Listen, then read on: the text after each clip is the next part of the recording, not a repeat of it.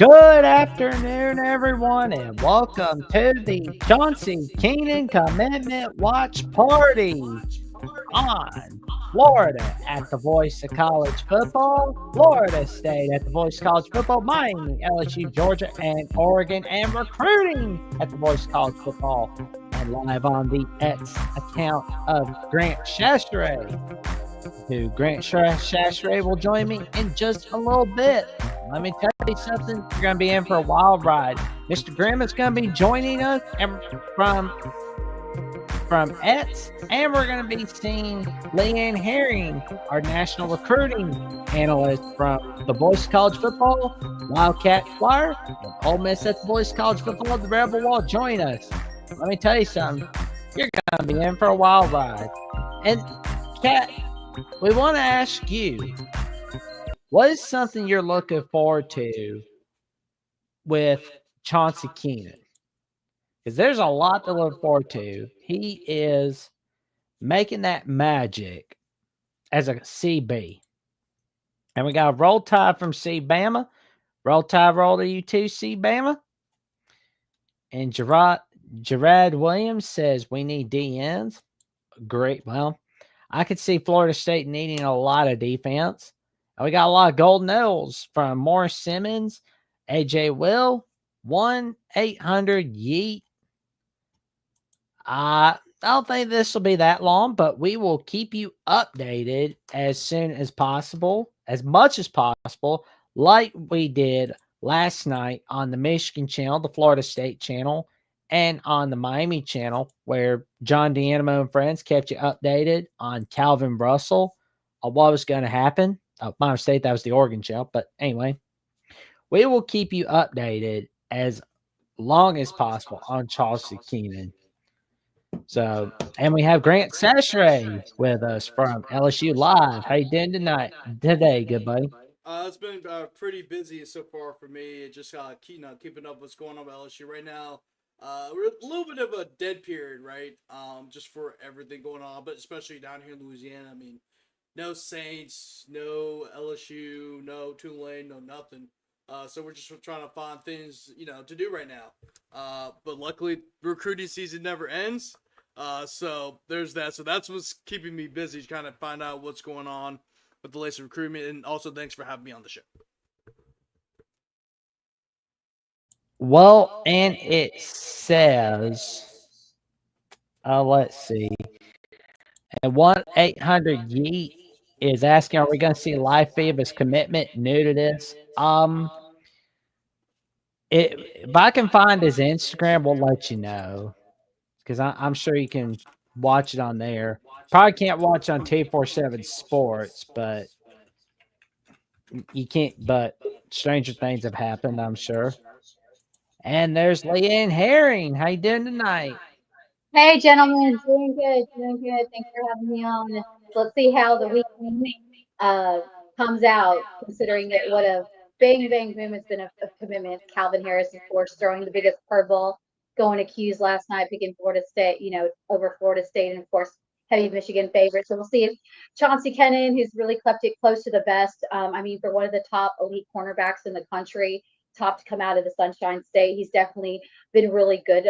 Gentlemen, as you guys all have probably followed his recruitment, that he's been one of those higher profile recruitments that's really kept it up to the best. I don't know what I missed out here, but just from looking at things, it really seems like Florida State has really made the biggest push from start to finish, and that's kind of where I'm thinking he's going to announce today. His sister, of course, is at Florida State, just kind of the fit in there. I don't know if you guys have got it to the breakdown, but it's going to be interesting to see if he throws a curveball. I think that for a five-star corner, he's got a lot more options than we've seen for some of the most cornerbacks in the country. Some of these guys that are more high profile, they've usually kept it down to about 3 or 4, but he has a pretty full plate in there. So, like I said, not sure what I missed since I got on, but just let me know, and then we can break him down a little bit. Been watching him for a while, watch his film, some live reps, so see where he goes.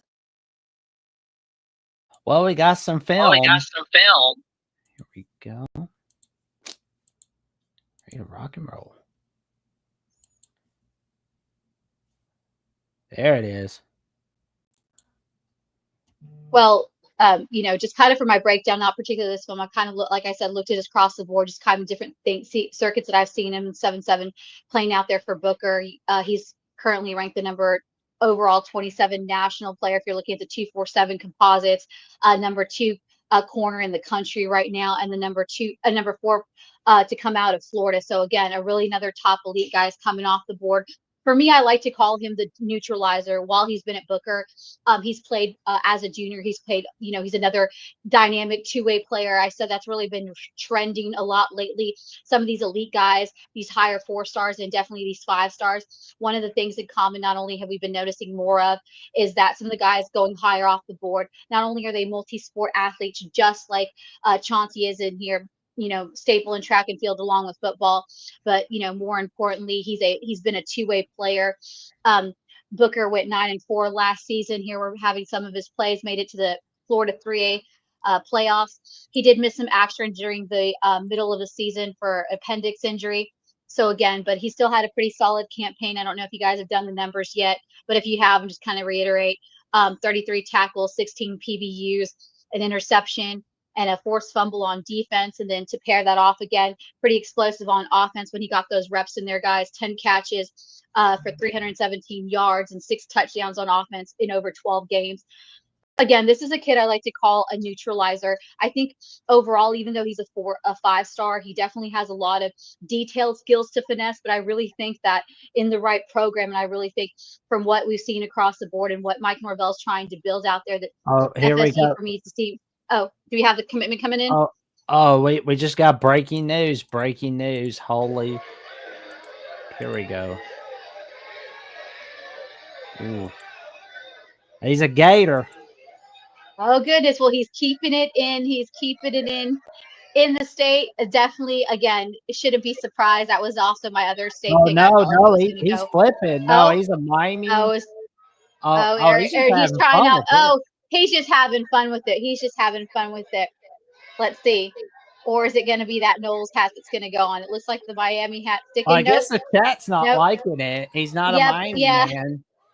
Yeah, he's playing with it a little bit because I was going to say I didn't have the Florida Gators open there, but let's see what's going. Like I said, sister is already a Florida State Knoll. He's kept this one really tight to the vest.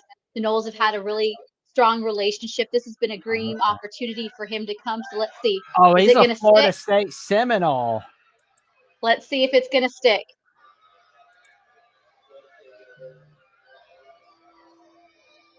Or is he still moving? Is he still moving? Nope. Nope, it is official, guys. He is a That's the giveaway. he is a Knoll. He's a He Knoll. likes He's a it. Knoll. Oh, But I did like how he did it. He was keeping all those Florida schools in the mix. Like I said, this is a guy that really kept it surprisingly close to the vest from some of the intel in the camp. It was very hard to get close to Kennon's camp and Kennon himself as far as, you know, kind of giving hints of where he stood. But again, this is a huge pickup for Mike Norvell and the Knowles, picking up one of the best corners in the country.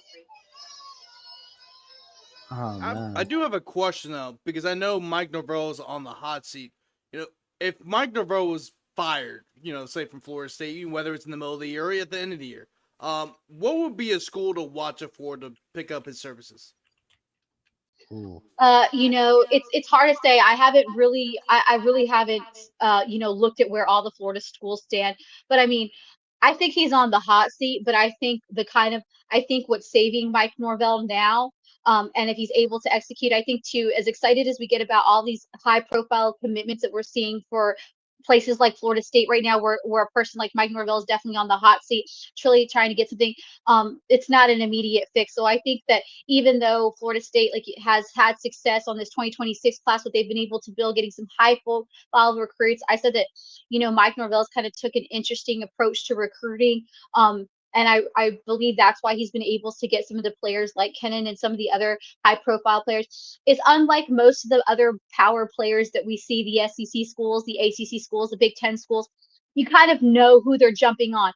Mark Norvell's really played the smart move. He's really kind of, I've said, watch the recruiting game go, kind of let other dominoes play, see how things play out.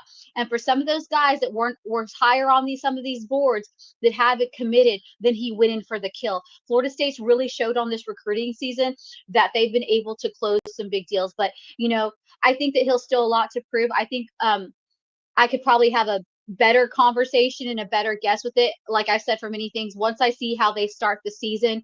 But I think, I think that right now, because he's having momentum on recruiting, and I think that he's played a central part in the recruiting along with some of that staff. If they were to let him go in the middle of the season, it wouldn't be a smart move for Florida State to build down the road, because like we've seen it in small instances already, that some high profile players are, as much as we talk about NIL and it plays a significant role, the relationships, the recruiting matter. Like I said, I think a big push for the Knowles that his sister's been there is already there. So there's those family ties. They've been with him from the jump to the finish. And also, I feel like Florida State on a player like Chauncey Kennan versus some of the other guys, gentlemen, that we saw, trying to get his services, is that if NIL is a factor in here, which it is, especially with a 5-star, is that Florida State could probably outbeat some of those high bids because Florida State may not have a ton of money across the board to build a top to bottom 4 or 5-star roster, but what they're doing is playing smart. They're playing money ball. So what they saved in getting in building a roster with more, unknowns, 3 stars, and even some 4-star guys that may not necessarily be looking so much for NIL, but be looking for a good level NIL development, or opportunity to play. They can go out and they can spend a lot of money. I think everybody was, kind of in shock when the number 1 tackle, Felix Ojo, decided not to go to Texas and is out at Texas Tech. But Texas Tech was able to play with the big boys in that game because they haven't built a roster with a ton of money. Whereas Ohio State, that's the only downfall with having a big NIL like Ohio State and some of the bigger SEC schools, is that they are building a roster full of top 4 stars and 5 stars that are probably have a higher price ticket to acquire, versus a place like Florida State. Hey, they may not have the sexiest roster when it comes to names, but because of that, they can land a player and they can often outbid some of the things from what we're hearing. So again, I think Norvell will still be in the hot seat. I think how he starts the season, how Florida State goes, will be determinant. But I think if they stay consistent across the board, I don't think they pull the plug on him just yet, just because I think he's made up for the recruiting trail. If they do that midseason, then they can say goodbye to this high-profile 2026 recruiting class, which leaves them back at square one, rebuilding again, gentlemen. Well, we'll definitely wait and see what happens for the rest of the teams. I mean, Oregon, that's got to suck for them that they weren't even in the mix. Yeah, Oregon is one of those schools, guys, that I think we've all kind of talked to, because some of the guys that we've all been watching it through the recruitment process at one time or another have had Oregon in the mix. But like many of those top profile schools, Oregon, as much success as it's kind of had in the summer recruiting season, it's really had a lot of missed opportunity. It feels like they haven't been able to close as many deals. Of course, we know Oregon was one of those schools. We talked about Calvin Russell yesterday. That was another kid we thought that Oregon might make a late pull, obviously in the NIL aspect, having that Nike backing. Calvin Russell was a kid that a lot of his decision was going to a place where he can not only excel on the football field, but also become a basketball player. But we saw how Oregon really, really missed. Florida State was my second pull, and of course Michigan was, the top school, I thought, but he ended up throwing everybody for a curveball and going to a place like Q's. So again, it's just really interesting to see the dynamic. But Oregon's been really surprising. I think they're going to recover. I don't think they're in a tough spot. But yeah, Oregon surprisingly has lost a lot of recruiting races, or again, they've been neck and neck with it, and then they just can't close. So again, I think Dan Lanning is in a good position. Oregon is not in a failure position. But yeah, they've definitely been one of those high profile programs that really hasn't had as much success as some of the other programs in that blue blood category, just across the board. So what's next for LSU, Grant? Oh, well, for starters, I think, they're going to keep continuing on, of course. This is too early to tell because you just don't know how these classes are going to end up. You see this all the time where right now LSU's number, right now they are number 10 right now, but they could be number 6 and number 7. I've seen LSU have the number 1 recruiting class by the end of the year. They end of the summer, they had Bryce Underwood, they had Decorian Moore, they had all these different recruits, and they ended up being 7th and 8th. And a lot of that is because LSU struggled, right? They were still a 9-4 team, but they had a huge drop off late in the season, which allowed guys like Bryce Underwood and Devin Harper, a guy who's from Shreveport, leave for Ole Miss, and of course Bryce Underwood leave for Michigan. And also there was a lot of negative. Now there's also a lot of negative recruiting too, because there's a lot of stigma around LSU that they didn't have the money to pay for NIL, which wasn't necessarily true. It just LSU just had a lot of bad. They were really organized with NIL, right? LSU and Florida State are very similar. Where yes, you may not have the money like maybe Oregon or Texas A&M have, but they have the money. It's all about organization, how you allocate the money, and what LSU's done in the past, 6-7 months is really they've kind of done this kind of NFL style of, how to build a roster. And a lot of that's because of Austin Thomas, who did the same thing in Ole Miss. You've seen Ole Miss have a lot of success with it. Now they're doing the same thing to LSU, and that's why they're able to pull in the number 1 transfer portal class in the country. That's why they're able to maintain some of the top prospects for the class of 2025, and on top of that, keep some of the players on their current roster. Right, there's a lot of smoke that Caden Durham might be leaving for Oregon, and that was quickly ended. So for LSU, I think they still have time. I mean, Corey Raymond's great at recruiting. We've already seen him pull one of the top guys in the state of Florida, and DJ. So I mean, I think there's plenty of time for LSU to build a top roster. But there's going to be a lot of schools competing for the top recruits because everyone can pay now, right? We've seen Sacramento State sign one of the top receivers in the country.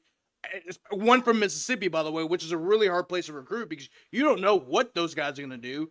And then on top of that, Texas Tech has a lot of money. Houston, a lot of people don't realize how much money Houston has. So when they start investing in that program, how good are they going to be? I mean, you're seeing a lot of different styles of how schools are approaching things, and it's really about the right way to do it. You don't want to invest too much into the transfer portal because we've already seen that happen with Florida State, and that they ended the season 2-10. And I think Florida State can win quickly because they're in a state like Florida, but you've seen kind of the downfalls of relying too much on the transfer portal. But you've also seen the downfalls of programs who rely too much on NIL. For a great example, that was Texas A&M. So I think there's got to be an even balance, and Ohio State perfected that really last season, where not only were they able to recruit well in high school ball, but they're also able to focus on the needs through the transfer portal. And I think Ohio State is kind of the model. And really, I think that's how LSU is playing right now, given how they're building up the roster. Grant, you bring up so many good points. I'm right there with you. I think also with Ole Miss, and you talked about Austin Thomas, all the wonderful things he did at Ole Miss to help build that roster. I think much like Lane Kiffin, Brian Kelly, and a lot of SEC coaches are really trying to transition their program to that NFL approach from top to bottom. And I think, like you said, I think people necessarily assume that SEC schools have the money to spend. But again, I think that with SEC schools having to build an elite roster, but also I think the biggest thing, the challenges like LSU, like Ole Miss, like Alabama being in the SEC, is that has to translate immediately, where some of these other schools, they're not in the hot seat if they don't win right away. And I feel like that's a lot of the burden too. And I think, like you said, LSU's not trying to look to get the number 1 class on paper, like a Texas A&M. They're trying to get the top class that's going to translate immediately, because then there becomes that pressure. That's what I think a lot of people don't lack. And you brought up some great points. Like I've said it too, I've been reiterating, a lot of people don't understand why Keyshawn Henderson's at Houston.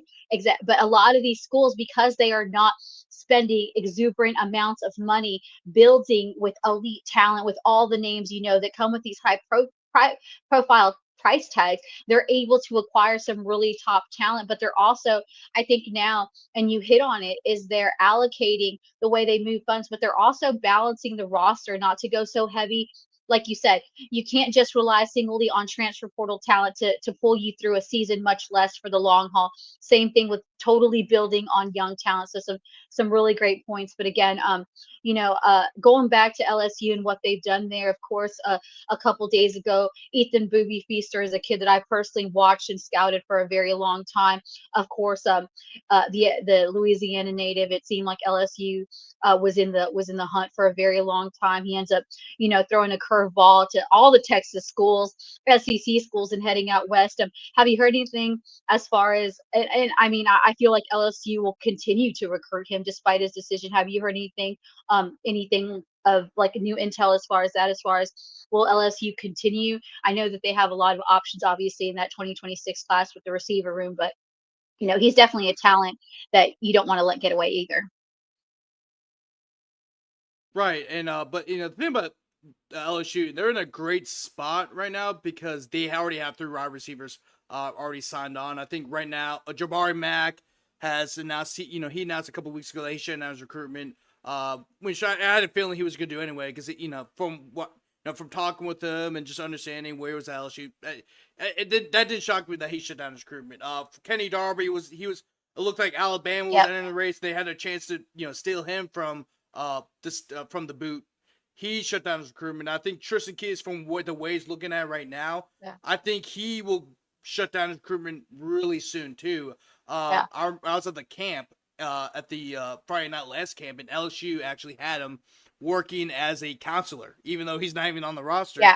He's still senior high school. They had him working at the camp, and he has a really close relationship with both Jabari Mack and Kenny Darby. And matter of fact, him and Kenny were chilling with each other the whole entire time. They're throwing the ball around. When Bo Bentley announced he was going to Oklahoma, they're like, "Who's he going to throw the ball to?" The whole entire time. They even Tristan posted on his Instagram post like, "Who are you going to throw the ball to?" And it just seems like he's going to stay at LSU. And then I think that's what's really going to happen. So you already have 3 guys right there. Now, obviously, things could change, right?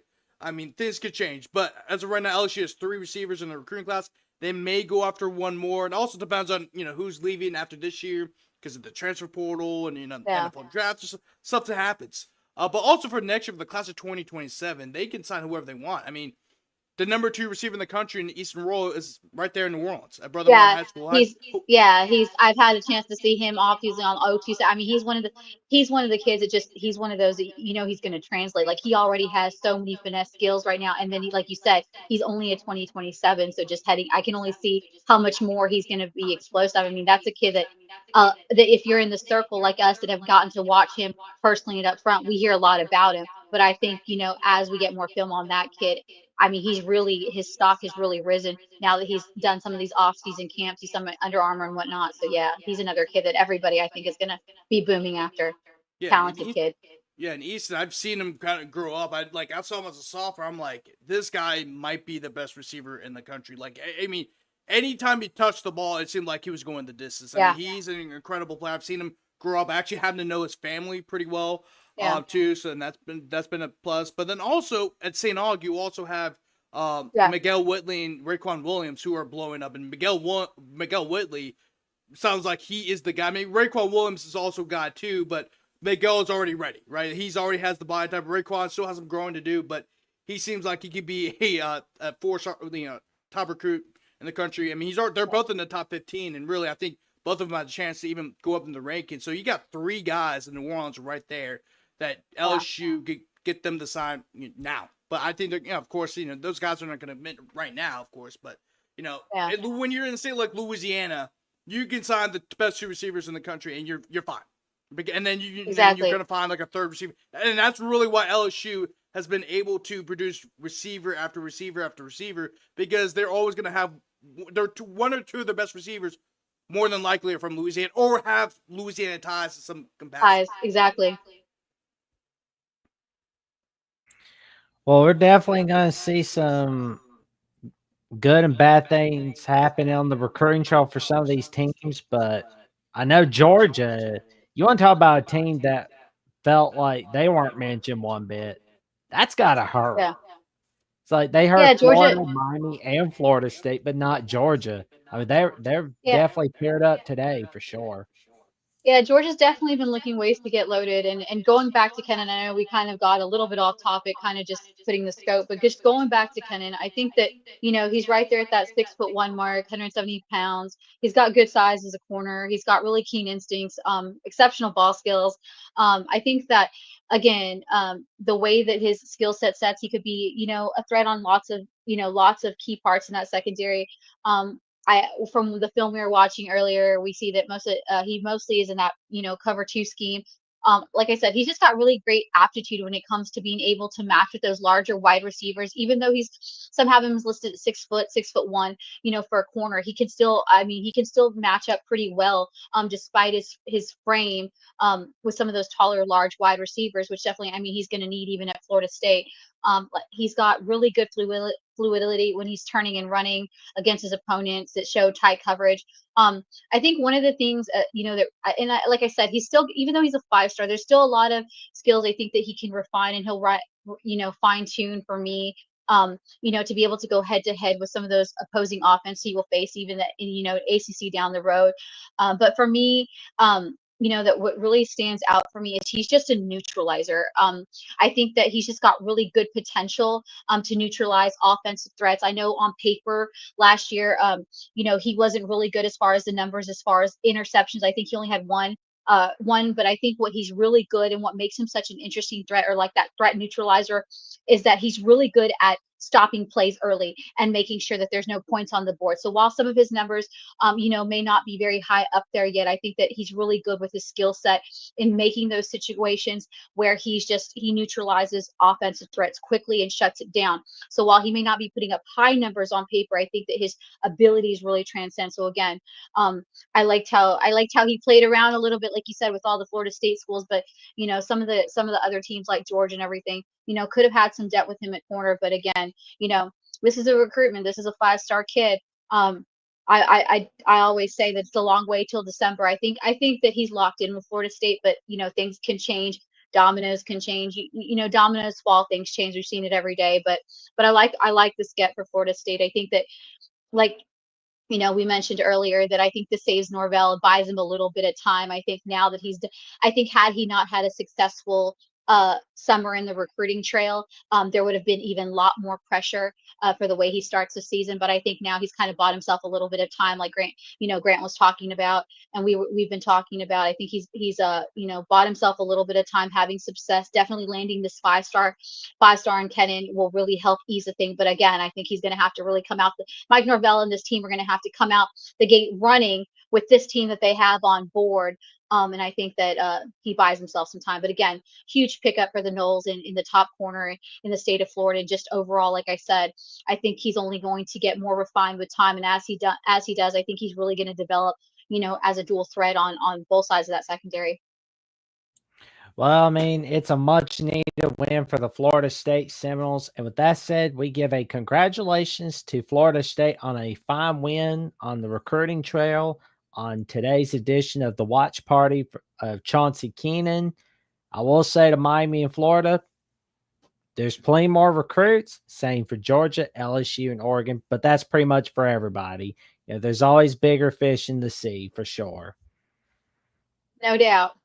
So another big weekend on the recruiting trail. We have a few more coming down. I know Kentucky fans are definitely waiting for a elite quarterback to come on the board. Matt Ponatowski out of Cincinnati. They are praying and hoping that they finally got their guy. I mean, this is a kid who's the Ohio State football player and also baseball player of the year. So, Kentucky's had all the steam in this one. They're hoping that they can finally win a big one on the recruiting trail. So, yeah, that's going down later tonight when we have more commitments on the way. So, I don't know what we schedule for the next commitment watch party, but again, glad to be here with you guys to talk recruitment and reaction as always. Well, we'll say though, I'm glad you mentioned the Nets recruiting party, LeeAnn, because the Nets one is on July 11th. And this time it involves Florida, Texas A&M, and Ohio State, as we'll be having a commitment watch party for KJ Ford, 8:15 p.m. Eastern Time, 7:15 p.m. Central Time on the Florida channel, Ohio State, Texas A&M, and recruiting channels, where we'll be going over our take on the commitment watch for KJ Ford. And let me tell you something, Yeah, it's going to be a fun ride. And it after will. that, One of the we've top got, players. Yep. oh, yeah, Caden Prothrow is next. Next Saturday, noon Central Time, 1 p.m. Eastern Time, where it will be on the Alabama, Auburn, Florida, Texas, and Georgia channels. And we've got Nick Abrams the third on Michigan, Oregon, Georgia, and Alabama. No worries, though. There's plenty more watch parties to come, including LSU, Florida State, Miami, and all the other channels, all right there on the Boys College Football Network. And the little ticker down below where you see the website, we've got it all.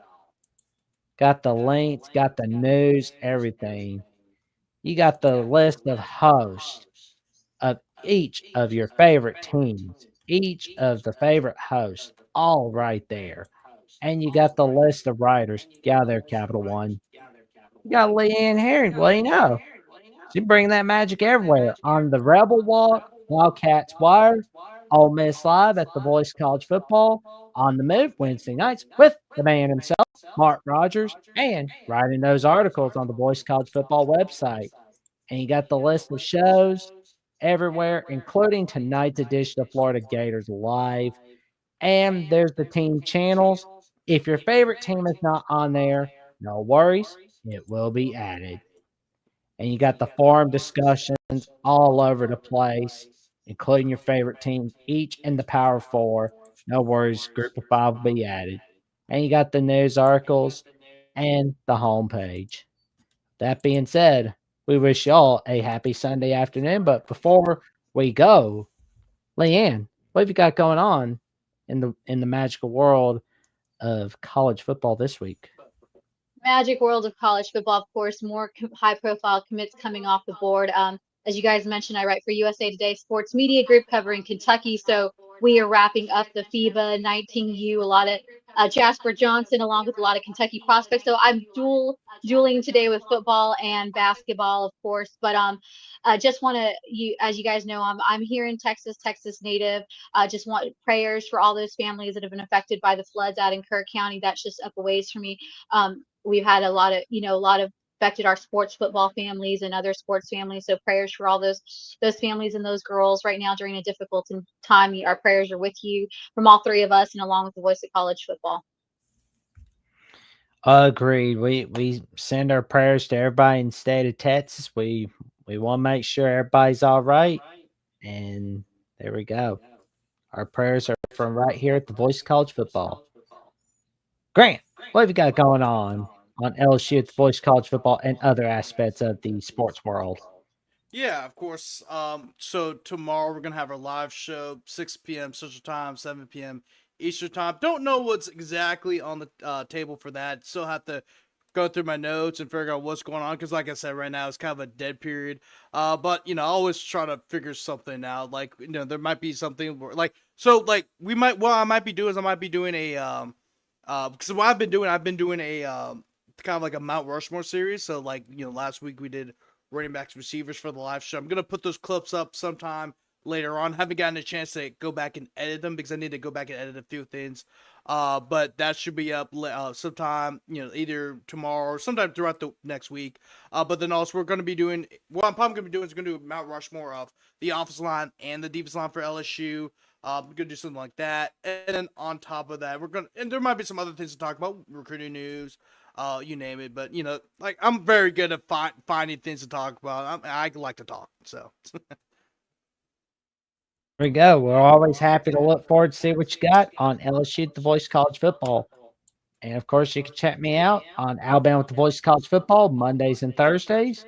Mondays at 6 p.m. Central Time, 7 p.m. Eastern Time on Crimson Tide Live, and on the Alabama Call-In Show, 9 p.m. Central Time, 10 p.m. Eastern Time, where Jeffrey and I take your call on the Alabama Crimson Tide. And you can check me out on Jack the VOCFB on X/Twitter and on Instagram and Threads at Jackson Johnson 543908. And you can check me out on my personal YouTube channel, Jackson Johnson 979, where I host my show, The Jackson. And of course, you can check out Florida Gators Live, which is on tonight, 6 p.m. Central, 7 p.m. Eastern, with Tyler and Tyler. And of course, you got Florida State Live, with Sam Moore and Matthew Lennox, 8 p.m. Central Time, 9 p.m. Eastern Time. Grant Chasseray on LSU Live Mondays at 6 p.m. Central. Oregon Ducks Live, you can check it out Wednesday nights on Oregon at the Voice College Football. Georgia Bulldogs Live, where you got Matt Green and Bo Underwood, Tuesdays at 8 p.m. Eastern and 7 p.m. Central Time. Miami Hurricanes Live, Wednesday, 7 p.m. Eastern with Cam Underwood and Mark Rogers himself. And there's a new upcoming show, so tune in to Miami at the Voice College Football for that upcoming show. And guess what it is? Miami Primetime Live. Who's hosting it? That's why you like, comment, subscribe, and click on the notification bell to each of these channels so you never miss another video or another update whatsoever. And with that being said, we wish you all a happy Sunday afternoon.